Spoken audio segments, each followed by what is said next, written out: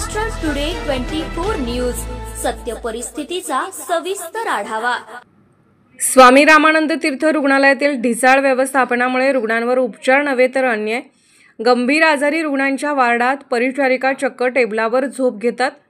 मराठवाड्यातील रुग्णांचे आधारस्तंभ म्हणून स्वामी रामानंद तीर्थ वैद्यकीय महाविद्यालय व रुग्णालयाकडे पाहिले जाते, परंतु येथील वैद्यकीय अधिकारी परिचारिका यांच्यात समन्वय दिसून येत नाही। गंभीर रुग्णांचे या ठिकाणी हाल होत असल्याचे दिसत आहे।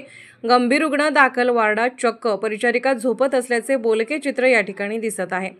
मराठवाड्यातील कानाकोपऱ्यातून या ठिकाणी गंभीर रुग्ण उपचारासाठी दाखल होतात, परंतु येथील ढिसाळ व्यवस्थापन, निष्काळजीपणा यामुळे रुग्णांची प्रकृती चांगली न होता बिघडण्याची शक्यता जास्त दिसून येत आहे।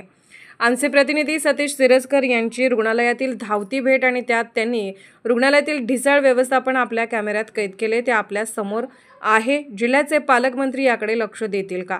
महाराष्ट्र टुडे मराठीसाठी bureau report Satish Siraskar, Ambejogai, bed.